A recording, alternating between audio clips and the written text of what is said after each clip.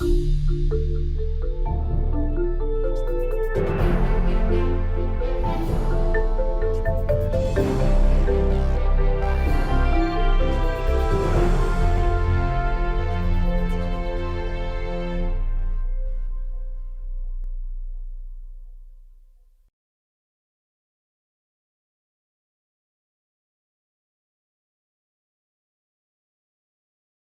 afternoon. Thank you for joining us for the Science of Building Successful Movements, presented by Hopkins at Home and the SNF Agora Institute.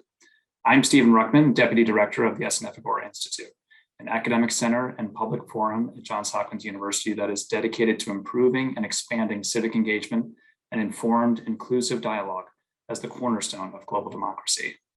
I'm joined today by SNF Agora's inaugural director, Dr. Hahrie Han, co-author of a new book, Prisms of the People, Power and Organizing in 21st Century America. Hahrie is also a professor of political science and faculty director of the P3 Research Lab at Johns Hopkins. She specializes in the study of organizing, movements, civic engagement, and democracy. I'm excited to get the chance to talk with Hahrie about her new book, and we're both excited to hear your thoughts. So we'll be taking questions from the audience later in this hour, but feel free to type questions into the chat box as they come to you during our conversation, and we'll take them up later in the program. So before we jump into a discussion of your book, let's talk a little about your background, Hahrie, and how you came to study grassroots movements and organizing. Thanks, Stephen. So let me just start by saying thank you so much for inviting me to do this to have this conversation, and then thank you to the audience for joining us today. So how did I get into this work? So I actually grew up as the daughter of Korean immigrants in Texas, and my family was very apolitical. Politics was not something that we talked about at the dinner table or something that we really thought about. And I really got interested in politics when I went to college, and I got involved completely through happenstance with student organizing in college. And I think what really inspired me about it was when I got involved, I realized that people who do organizing, it's not just trying to get a lot of people to come out and do something, but there's a real analysis and a kind of science behind what they do. And there's an analysis about how the work that we all do as individuals fits in with the broader society. And I think what really spoke to me about that was it helped me make sense of so many experiences that I had growing up as a daughter of immigrants, growing up in a Korean American community in Texas that I had never really made sense of or thought about before. So that's what got me interested in politics. And I went and worked in politics in DC for a couple years after college, did a bunch of campaign work and really loved that work. But I felt like I never really had a chance to step back and think about and understand what I was observing in these campaigns that I was working on. And so that's what made me decide to go to grad school. And when I went, I knew what I really wanted to do is try to understand and study this process of organizing and movement building and bringing people together that the book tries to investigate. And is that some of the work that you do at the P3 Lab? Can you talk a bit about that lab and how that intersects with this book project? Yeah, absolutely. So the P3 Lab is a research lab that is dedicated to trying to understand how you make the participation of ordinary people possible, probable, and powerful. So people have to be able to participate, they have to want to participate, and then it actually has to matter. And so a lot of the work that we do is partnering with grassroots organizations, not only in the United States, but all over the world, and trying to understand how they can put research and learning around the work that they do to make them more effective at pulling people off the sidelines into public life, and then putting the scaffolding around the work that people do to try to translate people's actions into the kind of political influence that they actually want. And in my mind, it's kind of that those questions are centrally related to what we're trying to do at SNF Agora. In order to make democracy work, you have to have an engaged citizenry. Democracy at its most basic level is supposed to be democracy of, by, and for the people. And so you need people to be engaged, and then engaged in a way that actually can hold our elected officials accountable, that can bring people together across difference and really help us build the kind of government that people of all kinds that is responsive to the needs of people of all kinds. Yeah, and then we see such amazing examples of those types of engagements in your book. So let's get to the book. Prisms of the People uses recent examples here in the US where grassroots movements were successful in empowering people and bringing real change. So, what was the main question or set of questions that you and your co-authors were asking when you started out researching for this book?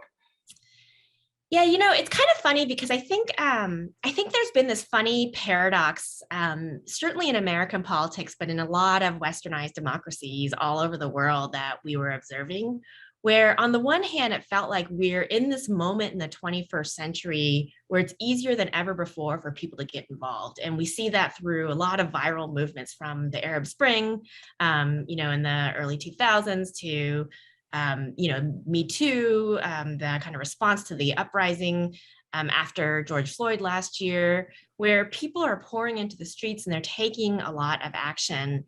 But on the other hand, another trend that we were seeing, and I think this is probably a trend that was really evident to a lot of political scientists and people like me who study this, is that there is this growing gap between the actions that people were taking and the ability of government to respond. And I think it was that paradox that really drove us to want to do this book, where in the sense we're kind of asking, how is it that more people than ever before can be taking action, that it's easier than ever before to get people involved? But then on the other hand, it feels like it's harder than ever before for those actions to translate into the kind of change that people want. And obviously we started the book several years ago before the pandemic and before 2020, but over the past year, we've seen it from pro-democracy movements in places like Hong Kong and all over the world to some of the response that we've seen to the pandemic in a lot of places, where that paradox seems to be at the heart of a lot of the discontent that people have with democracy. And so what we want to do in this book is say, okay, well, we know that trend is true. We know that trend is real, and we're not trying to dispute that trend. But what if we were to look at the outliers, right? What if we're to look at the places where there actually were movements that were able to kind of break through that trend and actually translate the engagement of their people into the kind of political influence that we want? And so what we decided to do is look at subnational movements in the United States. So instead of just looking at national politics, which are the kind of things that get covered the most in the national news, to look at the state level and try to identify where are the places where people are actually breaking through, and then what can we learn from them. And one last thing I'll just say is that I think when we started the book, a lot of people told us that, well, probably you're not going to find anything, because what's going to happen is that you're going to identify these cases where people broke through, these outliers, and essentially they're all going to be kind of lucky in some way, that this organization is going to have been lucky because they had a really gifted leader. This other organization is going to be lucky because there was a unique set of political circumstances that came together and allowed them to break this trend that we see. And then if that's the case, there's not really anything that we can learn from that, right? Because you can't really write a book where it says like, go out and get lucky, good luck. And so we were a little bit nervous going into the project that we may in fact not find any patterns, but in fact we did, and I think it's those patterns that we felt like were instructive for other people who are trying to do similar kinds of work. That's great. Yeah, and I do want to ask about the patterns in a minute, but you mentioned how some movements kind of fizzle out, or maybe they're strong, but there's no connection between the strength of the movement and what happens. Some of the organizations you picked for this book, like Lucha, originally it wasn't successful, and the strength came over a long period of time, sometimes born out of some initial failure. I mean, how did you find out about them? Because a lot of them, I think, fly under the radar for some of the people who've read your book. So how did you learn about those groups? Yeah, that's a really good question. So we, the way that we went about it was, once we decided, okay, what we want to do is learn from the outliers. Then the big question was, well, how do we identify, what those outliers are? And I think there are kind of two questions embedded in that. Is like, one, how do we even just figure out who's doing what and what seems to be really working? But then second, how do we also define success? Because as you point out, some of these movements really did experience electoral failure. Some of the initial, bills and policies they tried to pass didn't necessarily win. And so we did two things. The first is, in order just to identify the movements, we did a ton of interviews with people that you might think of as expert informants, so people this was a book that was about the United States. So it was people in the United States who kind of had a bird's eye view of a lot of work that was going on. We talked to other academics, we talked to philanthropists, we talked to government leaders, a wide range of different kind of people. And we went and kind of had this conversation. We said, look, there's this disconnect that we're seeing in American politics, but we want to try to identify the outliers. Where do you think some of those outlying cases are? And what we found is that, we did a ton of different interviews, that there were probably about 10 cases that kept coming up again and again and again, that no matter who we were talking to, they kept identifying groups like Lucha, like the one that you mentioned in Arizona. And so we began to hone in on those cases that came up again and again and again, and then did additional background research to try to hone in on the final 4 to 6 that we actually profile in the book. But on this other question that, I think that what's embedded in the question that you're asking, this question of like, well, how do we define what a successful movement is? And I think the thing that we were really looking for there is this idea that social movements are fundamentally trying to achieve political influence or political power for their constituencies. And often that goes beyond just winning an election or passing a policy. And so there are a lot of examples in American history where a movement can help pass a policy or help get a candidate elected, but they don't actually develop the kind of influence at the decision-making table that would give them the kind of durable ability to shape policy outcomes in the way that they want. And so what we were looking for were movements that really were able to build that kind of durable power over time, that really earned a seat at the decision-making table, and one that they could hold on to even as the ups and downs of any given policy or any given election came and went. And so there's a whole kind of nerdy academic conversation that we have about how we measured that and things like that. But that was the basic principle behind what we were doing. That's really great. Yeah, and one of the characteristics you draw out of the Prism is about the ability to translate power down through the constituents. So maybe let's shift to talk about what you mean when you say Prism. Can you explain the Prism metaphor and how that describes the types of organizations you wanted to lift up? So we went through like a long conversation about what the right metaphor was to use the idea that we were thinking about. And the reason why we settled on a prism was the idea that if you think about what a prism is, right? A prism, usually it's like a small crystal or something like that, and it takes white light in, and then it transforms that white light into this vector of colorful light on the other side. And what we were finding is that the movements that we were studying, the ones that were really most successful, is that what was really consistent across all these movements is that they kind of acted like a prism, right? In the sense that they were able to take people's participation and then transform that participation into these vectors of political influence and power. And so it was very different from other movements where you kind of take white light in and white light out, which in this, if we were to extend the metaphor, is the idea that you take people's actions in, and then the way they try to project power is simply by saying, look, we got 100 people to take action, or 1,000 people, or 100 million people, or whatever the number is, but there's no kind of transformation that occurs between the actions that people take and the vector of influence they're trying to project. And so we really liked that prism metaphor because I think it kind of really encapsulates that idea of this idea of transformation that occurs within the movement. But then the second thing is that, a prism's ability to do that work of transformation, it's not a function of the size of the prism. It's not a function of the shape of the prism. It's a function of the design at the heart of the prism, And so what we found was that the movements, the commonality that they had was that they were really intentional in how they shaped and created the kind of experience of people within the movement. And those were the design choices that we felt like were at the heart of that metaphorical prism. One of the things that really struck me was, and on an optimistic note about your book, is it's not about the resources of an organization. It's really about how they cultivate their people and viewing people as that resource. So let's dive into that a little bit deeper, and you can maybe pick one example of one case if you want, but just of the characteristics you found that make prisms effective.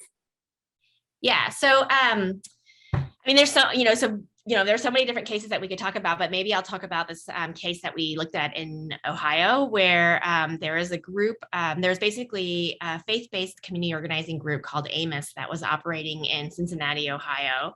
And what they were working on was universal preschool. And so for people who don't have a lot of background on universal preschool or Cincinnati, Cincinnati is a city that had some of the highest rates of intergenerational poverty in the United States, and had been kind of combating this question of how of racialized inequality in the city for years. And what ended up happening was that a bunch of city leaders, and here we're talking about CEOs of some of the big companies, policymakers, philanthropists, a bunch of people came together in the early 21st century and said, look, like we really have to address this issue of intergenerational poverty in Cincinnati. So what are we going to do? And so they did a ton of research, and they realized, well, if you look at the research, then one of the most effective things that you can do to combat intergenerational poverty is to invest in early childhood education, right? That if we invest in early childhood education for young kids, then those effects have generation-long impacts down the road. So they began to try to develop a program of universal preschool. And it went through lots of different iterations. Initially, they were trying to develop the program as a privately funded program, but they realized that ultimately, if you really want to extend universal preschool to all kids in the city, you really have to have a publicly funded program. So they went to the city council and they said, look, we're the CEOs of the biggest companies in Cincinnati, and we're the key policymakers, and we're the big philanthropists, and like we want to bring universal preschool to Cincinnati. And the council people at the time said, great, like we're supportive of this, and it's great that you built this big coalition of support. So go out and show us that you have public support, because if you show us that you have the public support for what you want to do, then it makes it easier for us, the council, to support it. And so this coalition went out, and they did what you would kind of think of as a typical campaign. They tabled outside grocery stores, they had house parties, they did all this kind of stuff where they essentially got, they said they were going to get 500,000 signatures, and they got, way more than that, sort of showing people support for universal preschool. But what ended up happening is they went back to the city council and they said, so look, we got all these signatures of support. Are you going to pass universal preschool? And the city council said, actually, no, and, it's the kind of thing that happens in politics all the time, that when you talk about an idea in the abstract, it's really great. But then when you go and you ask for money to support this big new program, it's really hard to find the resources to do that. And then even though they had all these signatures on this petition, there wasn't anything they could do, and I think that was the big distinction that we realized, is that so many social movements are really good at building people's engagement on the outset, but when they reach that moment of challenge, that's when they don't really know how to respond. And what was really interesting to us is that in this case in Cincinnati, around the same time that they were having this conversation with the city council, this organization called Amos was beginning to organize in the Black community in Cincinnati, which is the community that would have been the primary beneficiaries of universal preschool. And it's like they had been, this whole campaign around trying to build universal preschool had been going on, but no one had really organized the Black community. And so Amos went in, and what they did was they, had deep conversations with a lot of leaders in the Black community, and they organized this like big campaign where they essentially brought a lot of the constituents together to try to figure out, if we have a universal preschool program, what do you guys want that to look like? And parents weighed in all different kinds of ways. And they said, well, there are a couple of things that we want. We want good jobs for home daycare providers, because so many Black women in the community ran home daycares in their homes. We want to have targeted resources for the poorest kids in the city. We want to have fair wages for the teachers. And so they had certain principles for what they wanted. And unlike the petition campaign, when the petition campaign got pushback from the city council, because they didn't have any relationships with the people who had signed those petitions, all they had done was ask people to sign a petition outside the grocery store. They didn't have anything to fall back on, So when the city council said no, then this coalition couldn't really, there was nothing they could do to try to pressure the city council to take action on this. But Amos, on the other hand, because they had a series of these deep conversations and had really built this constituency that was really well informed, they were able to kind of really bring that constituency to the table in a way that petition campaign couldn't. And so that's just sort of an example of, well, what are the characteristics that the Amos constituency had that the petition campaign didn't? We identify a set of kind of 3 characteristics, and we call them, as a constituency that's basically flexible, committed, and independent, right? And so what that means is that you want your people to be flexible in order to move with you as the circumstances of the campaign change, and so the campaign for universal preschool in Cincinnati took 16 years before it was able to pass, and it went through lots of different iterations. And if your constituency isn't flexible to move with you, then you're going to lose them over time.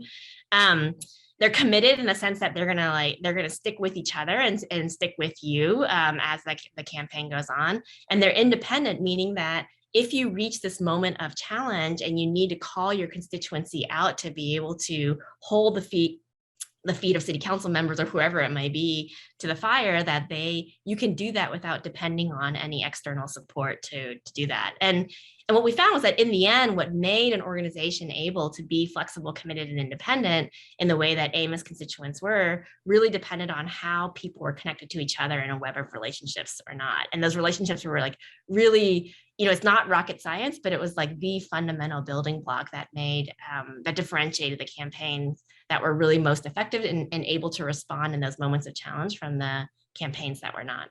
So sorry, that was a really long answer to your question.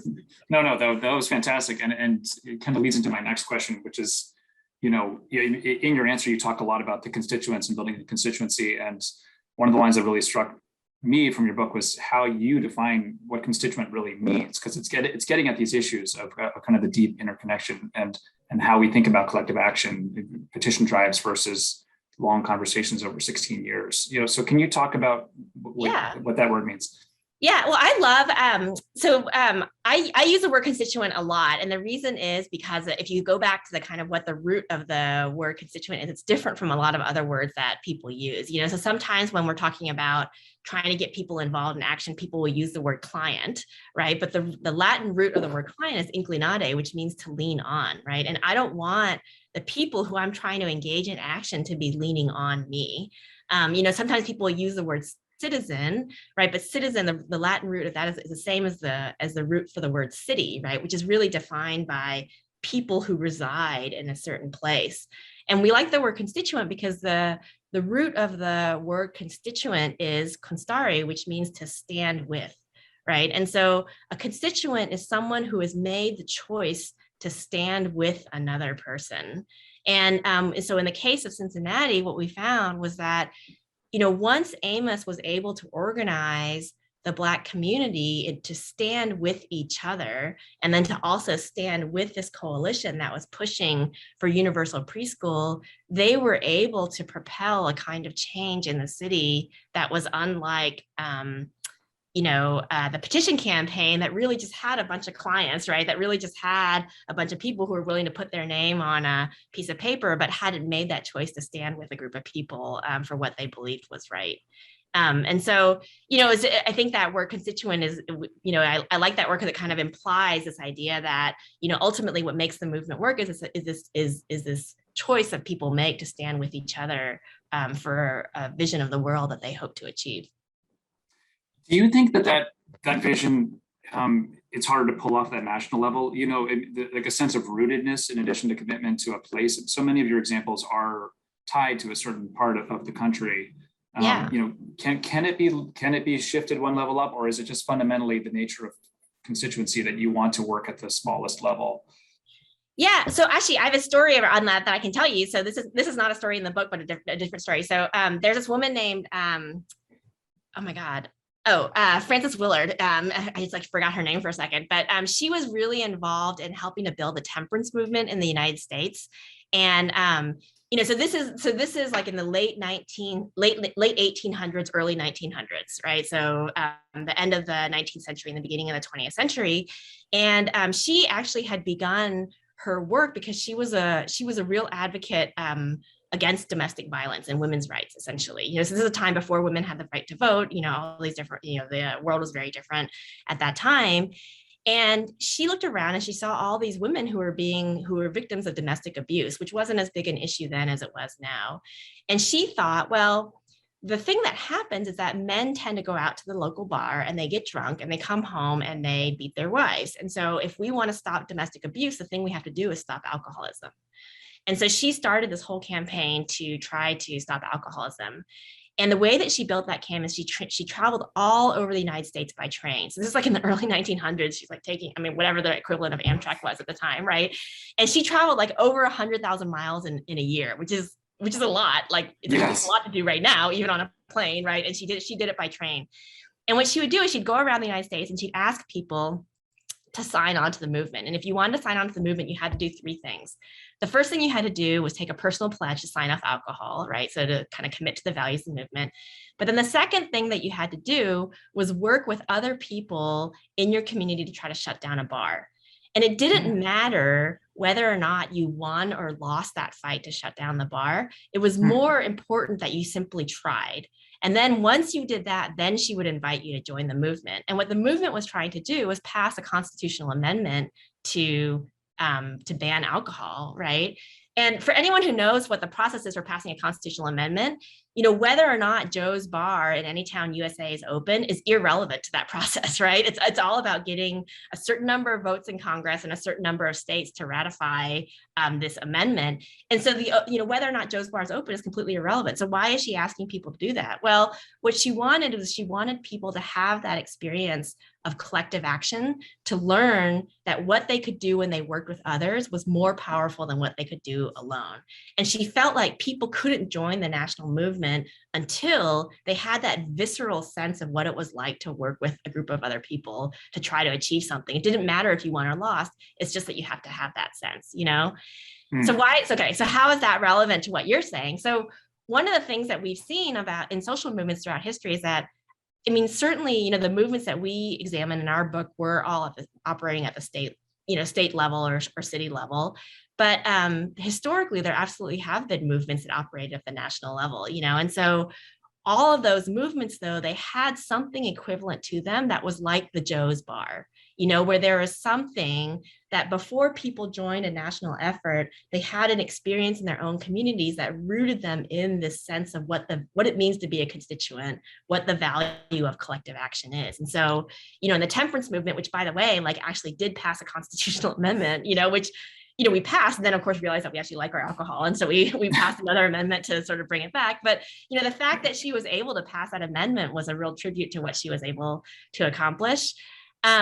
You know, so for her, it was like this rootedness in these local fights to kind of shut down the bars. In the civil rights movement, the Black church became, you know, that unit in people's communities that really kind of unified people. Or in some cases, it was college campuses, you know, where you had a lot of students organizing for civil rights and things like that. And so you always have this example where there's something kind of local that roots people in the web of relationships and things like that. But once people have that experience, then it's absolutely able to be scaled to a different level. We just have fewer examples of that nowadays. And so, you know, a lot of times when I'll talk to organizations that are trying to build this national movement, you know, so many of them just start by just trying to, it's like the petition campaign, they're just trying to get people to take action, but they're not rooting people in any kind of local action. And so the question I'll ask a lot of times, like, what's your Joe's Bar? You know, what is that experience that you're offering people that enables them to see what they could do when they worked with others? And am I right that some of it's also how the organization feeds that type of you know, connection between local and national? I mean, you had this really interesting example in Isaiah of just kind of how staff organizers then organized volunteer leaders who then organized democracy builders, and how they kind of grew their impact, but in ways that maintained human relationships all along the way. You know, can you talk a little bit about that? Yeah, so much of the way, so then the question is, if you kind of believe that, you know, you have to have these, like, you know, kind of locally rooted kind of collective experiences that give people that sense of collective action in order to scaffold up to a national movement, the question is, how do you do that scaffolding? Like, right, how do you, and you know, and a lot of it was really about the kind of web of relationships that people built and the extent to which the relationships that people built kind of distributed strategy, you know, and allowed people at every level of that structure to feel like they were architects of their own future, right? To kind of put their hands on the levers of change. So one of the things that I learned when I first started working in politics or doing organizing is, I remember one of my early bosses told me, like, the first thing you have to know is that people are not dumb, and people know when you're asking them to just be a cog in the machine. And if they're an interchangeable cog in the machine, then inevitably someone comes to a moment where it's like, well, why should I show up to that meeting on Thursday night? It's like, well, if I'm not there, someone else can just fill in for me. It's not a big deal, right? But when people feel like they actually have unique and independent value, it's really hard to say, I'm just going to skip this meeting on a Thursday night or whatever the equivalent is, right? And so a lot of that had to do with, like, an example that you're talking about. This is an organization in Minnesota that was doing a lot of work to try to build support for a multiracial vision of Minnesota, right? A vision that really sort of did bring groups of people together across religious and racial divides, and kind of articulated a new vision for the kind of politics they could have in Minnesota. And one of the things that we saw was that, unlike a lot of other organizations, they really did not rely on paid staff, because what the paid staff would do is they would create a network of volunteer leaders around them who were responsible for then creating another network of leaders that they call democracy builders, around then. And so with one paid staff person, they were able to get to 25,000 voters, not because that one paid staff person built 25,000 individual relationships, but that one paid staff person had 5 leaders. And those 5 leaders each had 10 or 15 leaders. And each of those 10 or 15 leaders then had a whole network of people that they were reaching out to. And so there's a lot embedded in there about, distributing kind of responsibility and strategy out so people don't feel like cogs in a machine, about leveraging people's pre-existing social networks. And so instead of asking someone to go out and just call through lists of strangers, they're saying, look, why don't we identify people who actually live in these communities, have relationships with people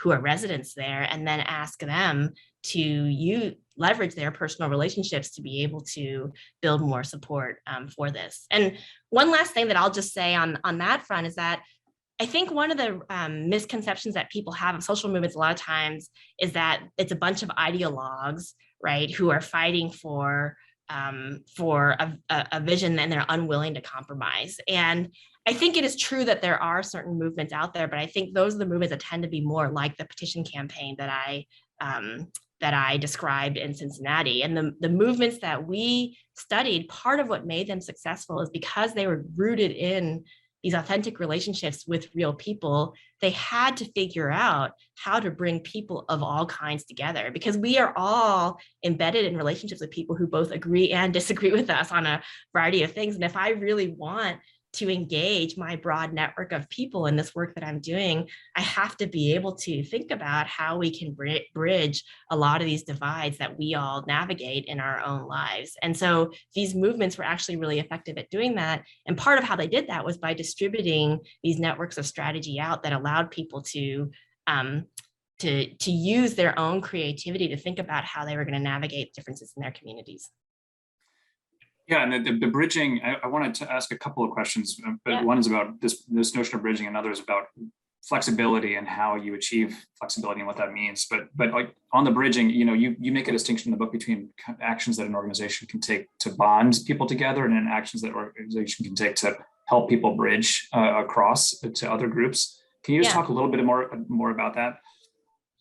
Yeah, so I'm sure a lot of people here have heard of Robert Putnam's book Social Capital, about his book Bowling Alone, which came out in, I can't remember now, but right around the turn of the 21st century, and introduced this idea of social capital, which essentially was rooted in this idea of, why is it that nowadays, if we look around America, so many people are bowling alone, with the idea that it used to be that people would bowl together, they would, create garden clubs, people would, gather in churches and other kind of public spaces. And more and more, we have this kind of increasingly atomized society. And what Putnam argues is that part of what that is a symptom of is a decline of this idea of social capital, that part of what greases the wheels of a democracy, part of what greases the wheels of any kind of functioning society is a social capital that's embedded in the relationships that we have with other people in our communities, either geographic or virtual communities, and that has really declined in America. And so that book like made this big splash, and people then went on to kind of study this idea of social capital and what does it mean and what are the consequences of it and so on and so forth. But, one part of that research kind of really developed this idea that there's a difference between, not all forms of social capital are the same. And there's a difference between bonding capital and bridging capital. And it's not that one is better than the other, but that you really need both to make a society work. And so bonding capital is the kind of value that people derive from building relationships with other people who are like them. So especially if you think about groups of people that are traditionally marginalized in our society, often it's very helpful to have a space where you can celebrate Black joy, or where you can celebrate, being with other people who share your experience.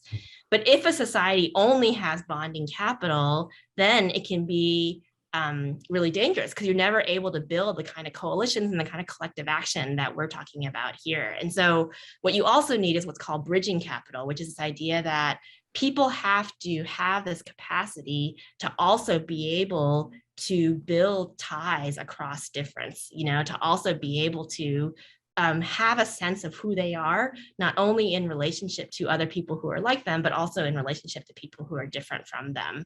And what we found is that, one of the characteristics of these prisms or these movements that we were studying is that they were all very good at building both bonding and bridging capital, that they often would, this organization in Minnesota, for example, did a lot of work to work with the Muslim community in Minnesota. And the Muslim community is definitely a minority in the community. The state is primarily Christian.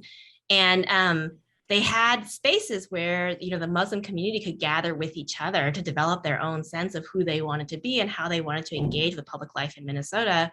But then they also had a lot of spaces where this Muslim community would build bonds with white Lutherans, with, all different kinds of people. They would bridge across, urban Minnesota and rural Minnesota, and, kind of create all these structures and opportunities where people would build those kind of bridging identities that were as strong as the bonding identities they created. And that was like a really important part of enabling the movement to get to scale in the way that it needed to.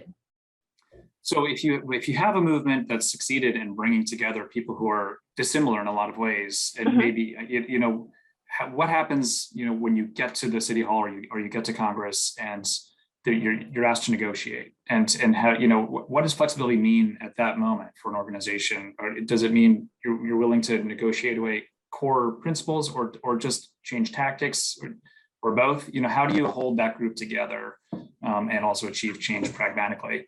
Yeah. So I actually think that one of the ideas that I think this idea of negotiation is one that is underappreciated in democracy. That we've gotten to a point in 21st century America where a lot of the scripts that we have for how politics work kind of underestimate the importance of negotiation, except at the level of our elected officials. And so if you talk to anyone who's ever served in office, the first thing they're going to tell you is that it's all about compromise and making deals and negotiating with people both in your party and outside your party, and all the different things, right? But I think one of the real challenges that we have in democracy right now is that people see that as being something that happens at the realm of the decision makers, but we shouldn't have to do that as ordinary citizens in our everyday lives. And I think one of the things that we found is that these movements rejected that idea and instead thought, you know what, in order to make democracy work, in order to build the movement that we want to build, people have to understand how to negotiate difference at every level. So it's not just something that you do at the decision-making table if you win office, it's also something that we do in our organization every single day, And so, so then the question is what you were asking, which is well, what does that really mean? Does that mean that I compromise on my principles or not? And the thing that I guess the answer that I would give is that there's no negotiation by definition has no formulaic answer, right? So it's not here are the 3 things that you can negotiate on, and here are the 3 things that you cannot, right? That would undermine what negotiation is, right? But instead, it's this idea that, if people are grounded in real relationships with each other, then I think what these organizations were able to find is that there's an openness to be able to talk about and discuss these points of tension and these points of difference that enable productive compromises to emerge, essentially. So were there times when the Muslim constituency in Minnesota and the white Lutheran constituency in Minnesota had different needs and interests? Like, absolutely. You know, were there times when people who lived in St. Paul wanted something different than people who lived in Wilmore, you know, Minnesota, which is a small rural town in the middle of the state? Absolutely, right? And so it's not like you're going to have that they somehow had magically were able to kind of create a policy that served everyone at once. But instead, when you have the people in Wilmore and the people in St. Paul in an actual relationship with each other, negotiating with a person that you actually know and understand is very different than negotiating with someone who's a stranger. So when they got to the point where they were having those conversations with elected officials, usually these organizations were really clear about, here's a set of core principles that we can't negotiate away, but then here are the things that, you know, we are open to having this conversation with you about, you know. And so it was really this kind of, it was a different notion of accountability, I think, than what we normally have in most of our politics, where we think the only way we can hold our elected officials accountable is by voting them in and out of office every 2 to 4 years or something like that. Yeah, and you know, we're watching, you know, we're watching some of these dynamics play out right now in Congress, and just what negotiation means and what flexibility means. And you know, it just makes me wonder. This book is about it's about civil society organizations and not political parties. But is there a world in which political parties could even be prisms, or is it just the dynamics and the scripts have gotten us to a place where they're so calcified that they can't really build in these features that make them effective prisms for the people? Yeah, no, I mean, political parties have really changed a lot over the past 250. I mean, so they used to not exist, right, in the Constitution, and then they developed over time. And you know, one of my favorite political scientists is a guy named V.O. Key, who wrote this book about political parties in the early 20th century. And the way that he described political parties was, you know, that if I moved into a community, then usually the first person that would come and knock on my door would be the head of the political party. And they'd bring a loaf of bread and they would say, hey, Stephen, it's really nice to meet you. I just want to come and introduce myself. I'm the local Democratic Party chair or the Republican Party chair. And I just want to get to know you and your family. And you'd say, hey, like I just moved to town and, you know, gosh, like my cousin is coming into town and needs a job. And so they'd say, oh, well, you know, I know someone in the post office who might be looking for, you know, and there was this kind of, the party was the local party leader was someone who was really embedded in the community. And so then when it came time to say, all right, like now we had this election, they weren't just trying to advertise and send out mailers to get people to come out and vote, but they had a whole network of relationships through which they encouraged people to get involved. Now, of course, like a lot of those, the party as existed at that time was a much less racially diverse party because politics at the time was not racially diverse. And so, you know, building those kind of relationships and building that kind of coalition was a very different project then than it is now. So I think it is true that we don't necessarily have an example of how to build a kind of multiracial party like you might need in the 21st century, but we certainly do have examples of political parties acting more like the prisms than they have been, you know, nowadays. And I think, you know, we've seen glimmers of that emerge. The 2008 Obama campaign is an example of a campaign that was able to build a lot of capacity on the ground across lots of lines of difference, but you know, it didn't translate into a big shift in the Democratic Party in the same way that it could have in the past. Yeah, I mean that campaign, you know, now there's books written about how it activated so many voters, but when our country's moved in a different direction, and I think there's a sense of now of kind of apathy and inability to make change. You know, I wanted to talk for a few minutes before we take questions about just people who are listening who want to help bring us to a place in which they're feeling effective. So, you know, what do you say to people who have joined today's conversation and are looking for ideas about how they can get off the sidelines and start participating or even start building their own organizational prisms?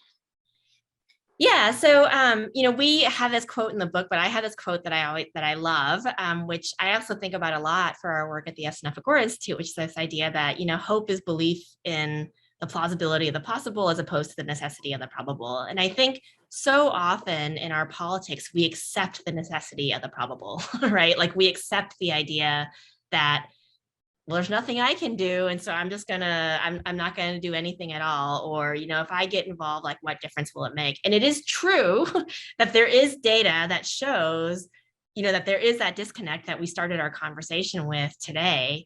But I think, social movements have always been about the realm of what's possible. And the question is, can we create the kind of opportunities and structures for people that make the possible more plausible? And I think what we found is that these movements and these organizations that we studied, that's what they were doing, is they were rejecting the conventional norm that the easiest way that you get people involved is by asking them to sign a petition and do really simple, easy tasks. Instead, they were asking people to do things that were a lot more intensive, to come to a meeting, to work with other people, to get to know people who weren't like them. And what they found was that there's a real hunger for that out there, in people. Like, I think people really want to feel like they can put their hands on the levers of change. And so I guess what I would say is that I do believe that there are a lot of people out there that want to have a different politics than what we have right now. I think there's a lot of people who believe that our democracy is broken in lots of different ways. And what we found in this book is that if people work together in ways that build authentic relationships and constantly bridge across these lines of difference, then people actually can make a difference in creating the world that they want. And so the question, in a way, kind of goes back to that story about the temperance movement, which is, so what's that, what is the equivalent of the Joe's Bar in your community? What is the thing that you can get involved with, either in your geographic community or in a digital community that you're a part of, where people begin to have that experience of working with each other, so that they can then figure out how they translate that into kind of political influence they want. Great, thank you. Questions are coming in, so I want to make sure we get to those of you who've asked it, and please keep them coming. Bill asks, are there models for how movements can cultivate a culture of flexibility in communities, et cetera? Would you point to examples from your book, or what other models would you point to? So creating this culture of flexibility and commitment. So I think it starts with this idea of distributing strategy, and so so let me just say a little, I know I talked about that a little bit, but let me just say a little bit more about what that is. And so typically the way that we think of strategy in social movements, right, or the most common model is that you have some paid staff at the national level, right, who develop strategy for the campaign, and then they push it out to lots of other people. And then, if I'm Stephen working in Baltimore on this, then like someone just tells me what to do and I go out and do it, right? So I'm like executing a vision that someone else has.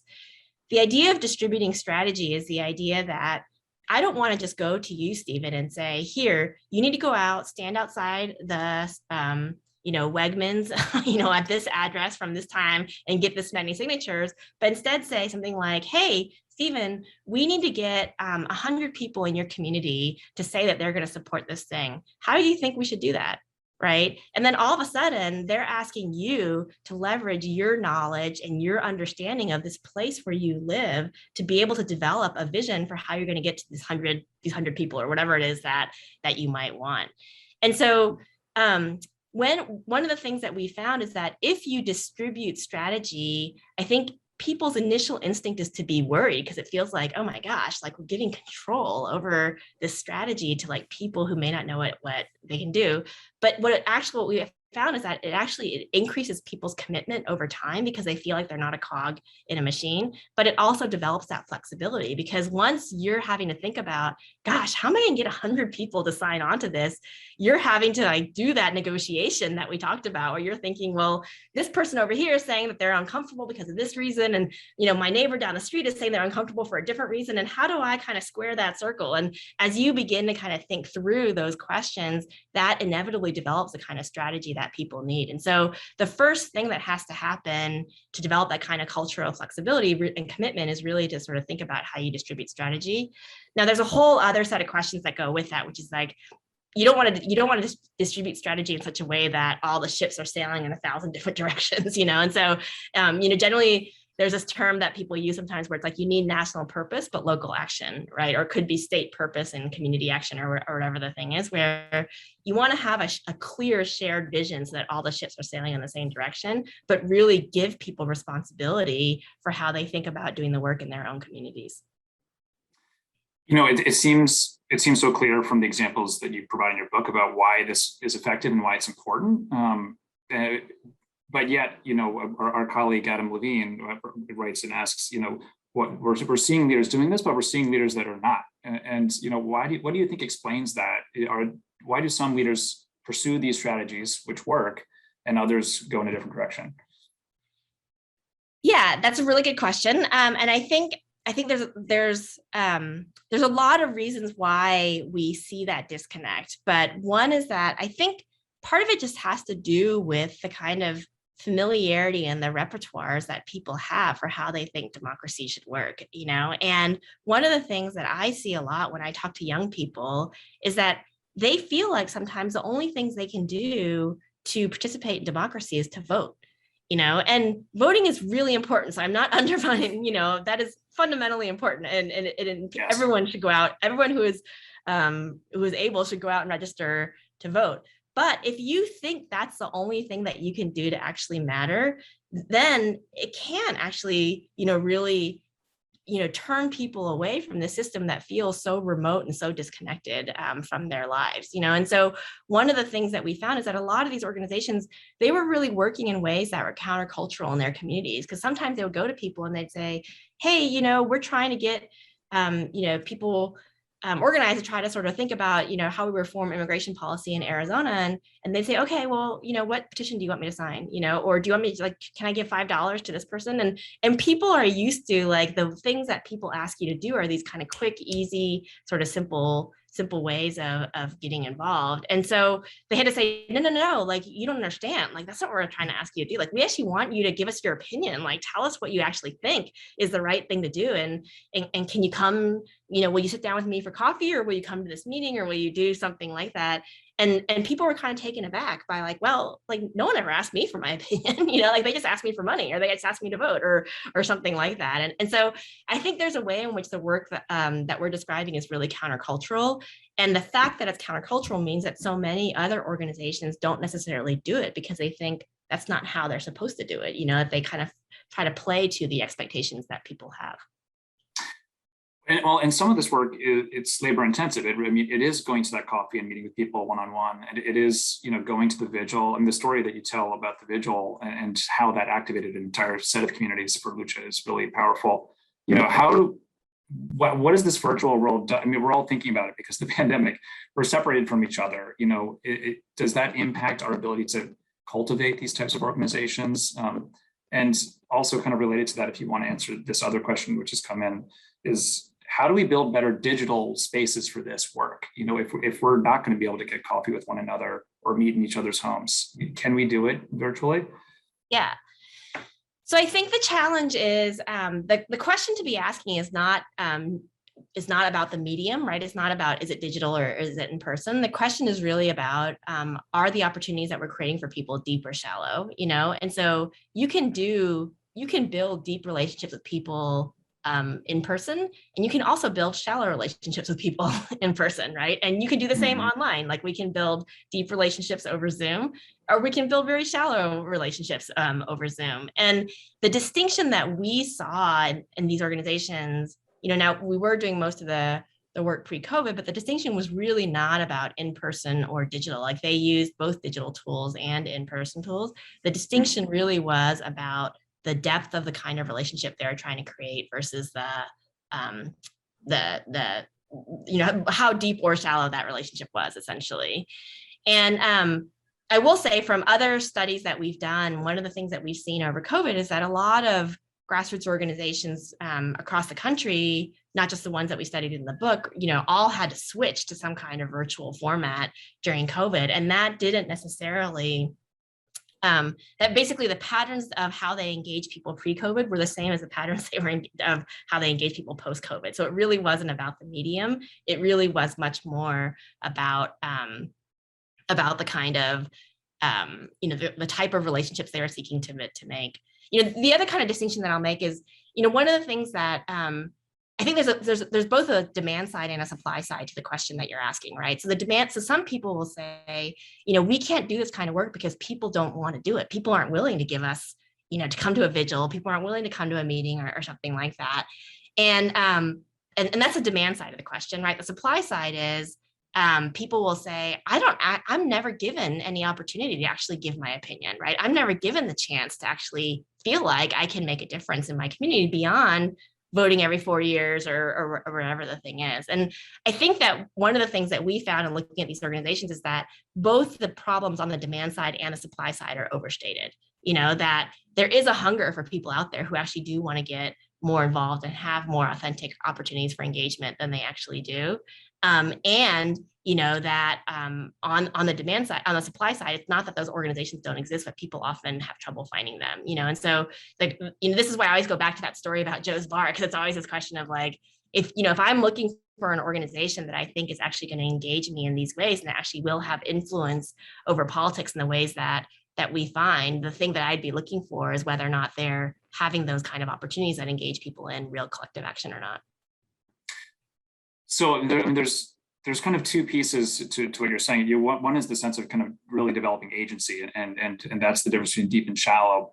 But there's also just the sense of impact. And Sarah asks a question about movements that were able to continue their momentum beyond achieving their goal. And I'm just thinking again about Amos and just the long time horizon for some of these groups. You can feed the hunger of people to want to make a difference collectively.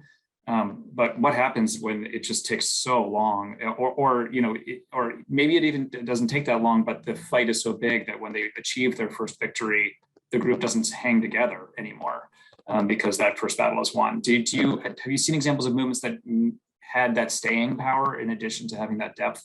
Yeah, so this is there's actually like a ton of research on this in social science, like not just our research, but lots of other research where in the end, the thing that keeps people involved over the long term are relationships with other people. So people's commitment to other people is a much stronger motivator than people's commitment to an issue. And that's true like throughout history across lots of different issue domains. So I might say that I'm getting involved because I want to get this candidate elected, or because I am worried about climate change, or because I want to fight for gun rights or gun control, or whatever the thing is that I want to fight for. But really, what keeps people involved over the 16 years that it took to pass universal preschool, it's often the relationships with other people. Because what ends up happening is that at a certain point, I might say, yes, I believe in universal preschool, but I really don't want to go to another meeting on a Saturday night, or I really don't have time to like sign into another Zoom because I'm just like zonked out at the end of the day, right? And what keeps me going is because I don't want to disappoint my friend Stephen. It's not because I love Zoom, right? But it's because I don't want to disappoint the person who I committed to being there. And so, what's the secret to kind of keeping people involved over the long term? There's no shortcut beyond really giving people the opportunities to kind of create the kind of relationships, the horizontal relationships with each other that are going to keep them coming again and again and again, even when things get hard or they take a really long time. And do you think that is that one way in which digital changes help? Because people move, people change where they're working, but the causes can sometimes remain the same. Have you seen organizations that use those digital tools to keep that connectedness even when people are spread apart? Oh, absolutely. I think one of the things we all learned during COVID is that the digital tools are amazing for helping us connect with each other in ways that we never really imagined. And it enables us to connect with people in far-flung places in ways that we never would have imagined. Even Hopkins at home, it's like we can have, create the Hopkins experience for people who are not necessarily in Baltimore on campus in a way that we never really did before.